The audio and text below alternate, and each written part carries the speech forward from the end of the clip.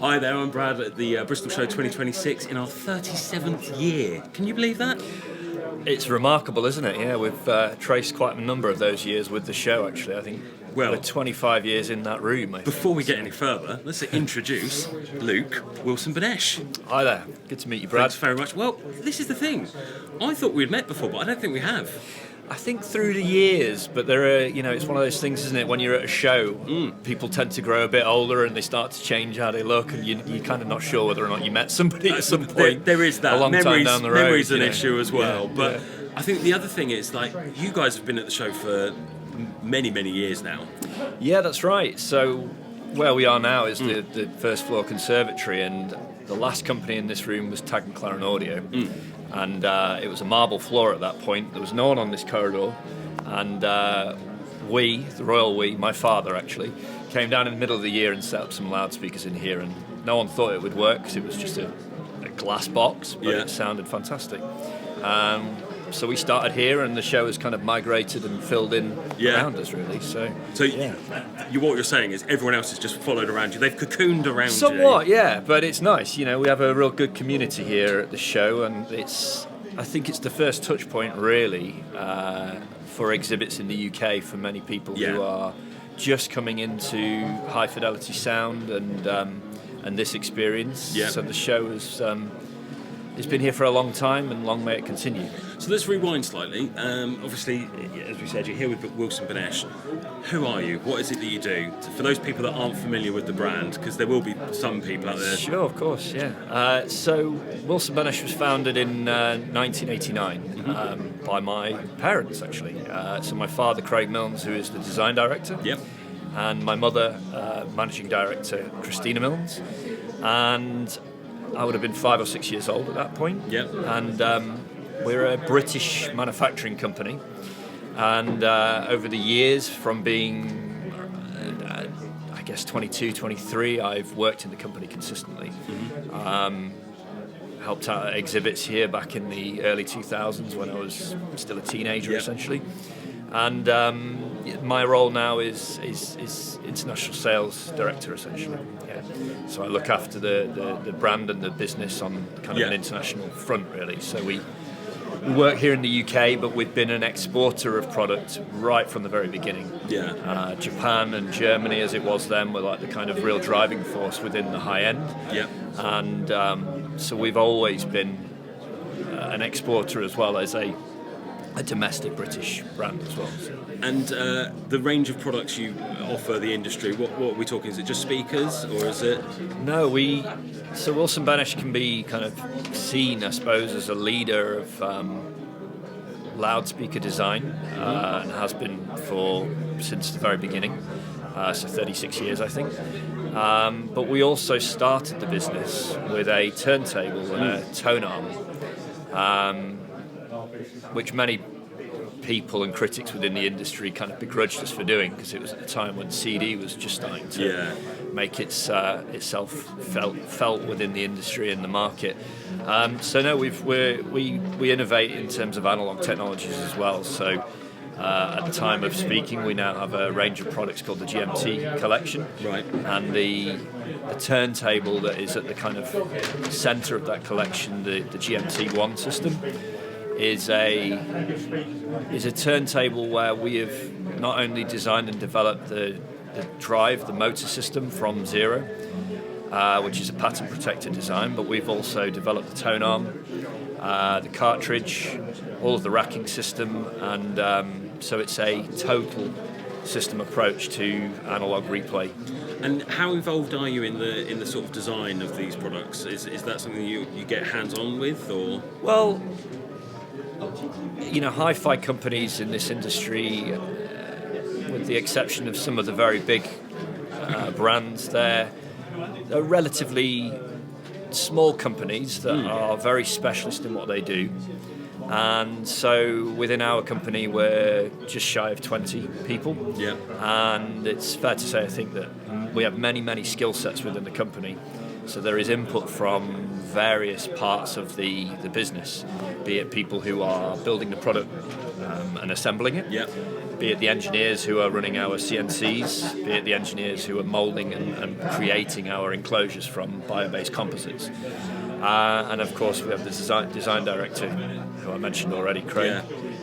So we have a kind of a, much like the way that we develop our products, it's a holistic kind of approach where there's lots of people involved in the design and development. So. Nice. And has growing up with this industry, has that affected the way that you enjoy music at all?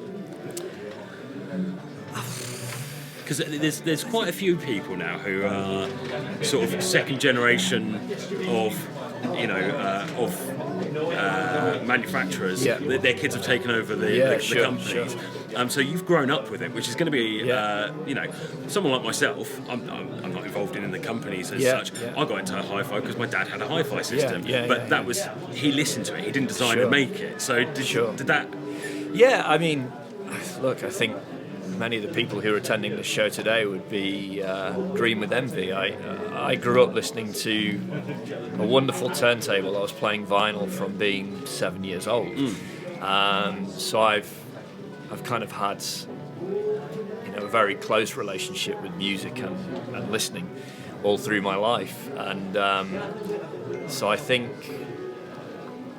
it was inevitable really that I would end up in the business in some way, because it's such a passion and drive from my parents, and that's fed into the next generation now as well. So do you still get time to sit down and listen to vinyl in just an enjoyment way, or is it a busman's holiday for you? Well, my office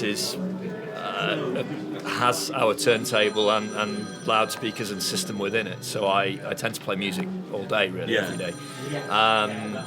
And I tend to stay around after work sometimes and listen.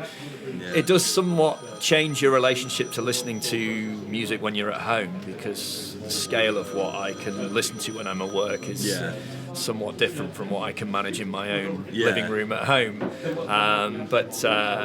It's music is so fundamental, I think, to everything in life. It charts the human race and our history. 100%. It's at the centre of anything that we do, be it presidential campaigns and politics, funerals, weddings, advertising. So I think music is right at the very core of what it is to be. There's something very human. primal about it, isn't there? Yeah. And I think you just put that beautifully. But because for me, I've got quite a playlist of stuff that I will sit down to sort of reset and also for testing hi-fis as well. Things that are emotive, a lot of strings and a lot of classical and movie scores as well, because it gets an emotion. You sit there and you feel the hairs on the back of your neck go up. Do you still get that quite a little bit? Well, funnily enough, we're actually, I don't know if your audience can hear, but Nick Cave is bleeding through the wall from my listening space next door. You're providing a lovely backdrop for our videos. I had a real experience with Nick Cave. I was very lucky to get a seat on the front row when he came to perform in Sheffield. Wow. Where our business is based, and he was no further than where you are from me, really. That's incredible. And so, I absolutely still am moved regularly by music. And it's funny, I travel around the world now, setting up systems and running exhibits, and I still get caught out. Even when I'm listening at an exhibit, something will come on, and I get that feeling, and it's a well of emotion that for me that's beautiful to hear, because I've said to some other manufacturers and people who've heard on the videos, I don't like the relationship that some people have with hi-fi and specifications. They don't enjoy it with their ears. They're guided by what's on a tech sheet. And for me, that is just completely alien to what hi-fi should be about. It should be about the experience and how it brings you closer to the music. Sure. And we have some fantastic live recordings being played around the show this weekend, and you want it to feel like you're sat that replicate that experience with Nick Cave, that you're sat close to him. Absolutely. So I think that's that for me, it's lovely to hear that for someone so closely involved in the business, that is what drives you. Yeah, and I hope that comes through in the kind of presentations that we make. I think it's fair to say that you can sometimes experience at some of these exhibits something that to me feels possibly a little bit clinical and austere and technically correct. But does it speak to you, and does it hold your attention in a way that makes you feel like the performer is there with you? And, of course, everybody's got their own taste, and that's what it is to be human. Yeah. But I hope that what we do here in our presentations shows that we care about music in that way, and we're trying to create something that is authentic and speaks to you when you listen to it. So I think what we've done here is quite special, and we've worked very hard with Trilogy and with CAD through a number of years now at this show to create something like that.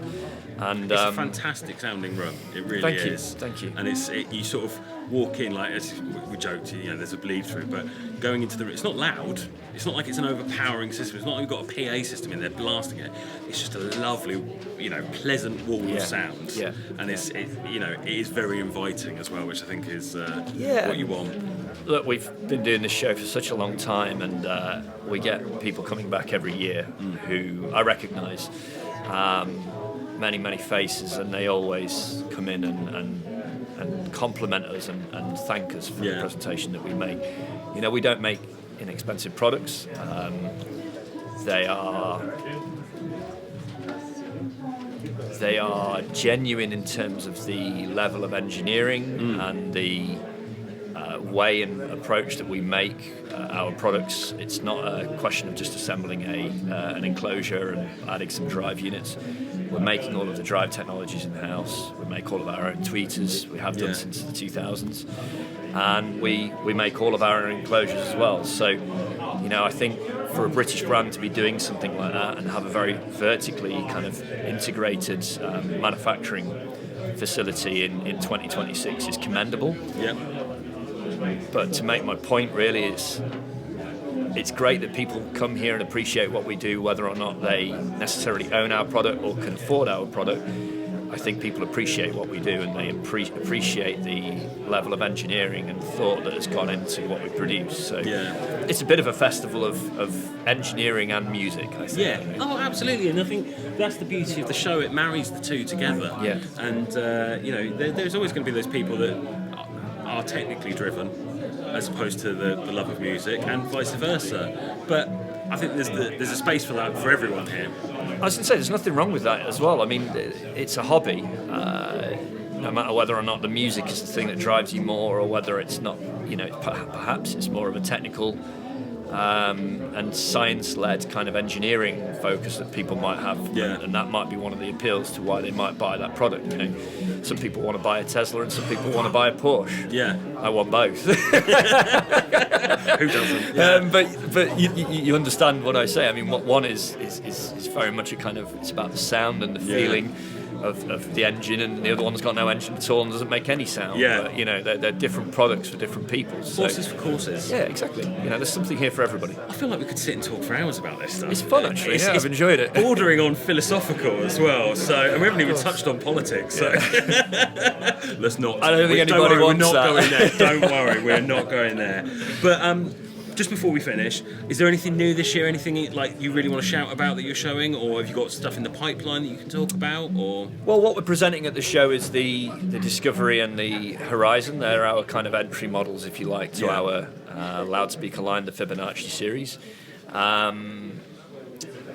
We are constantly innovating and developing new products and new methods of building things. We're putting a lot of energy at the moment into the analog collection that I mentioned, so the GMT collection.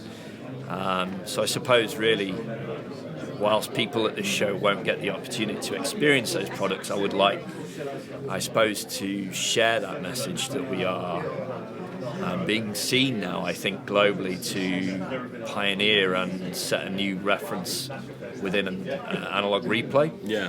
And I think it's a commendable thing to have a British manufacturer that is building and developing products in the way that we do, still in 2026. So I would encourage everybody to support British manufacturing and celebrate it. Absolutely. Well, we have people from all over the world that come visit the show and exhibit at the show. So I'm all for championing the great British manufacturers, as Absolutely. it were. So, thank you for your support at the show and for coming. You're going to come next year? We will. Yeah, we will. Of course. We're. As I say, I think this is our 26th year in this room, and actually, it's 26 years since we first took the room. I think there'd been 2 years where there was the COVID pandemic. We didn't have shows. So we were officially held accountable for that. Yeah, I think officially we're maybe next year is actually the 25th edition of us in that room. So we'll be back, certainly. There we go. So if you can't make it this weekend, you can come next year. Check out Wilson Benesch for yourself. And Luke, thank you so much for joining me. It's been, like I said, I could sit here and just talk for hours with you. It's been really nice. No, it's a pleasure. I'm really glad you're doing this work now within the show as well. I think it's a real compliment to what the Bristol show is. We've got to try and get the message out to the people. Absolutely. Yeah. Absolutely. Anyway, guys, thank you so much for watching. Do the whole like, subscribe thing that's down below. And if you've got any questions, we can always forward them on to Luke. So put them in the comments. And we'll see you next year. Thanks very much. Thanks buddy. very much. Cheers. Take care, guys. Bye now. Thank you.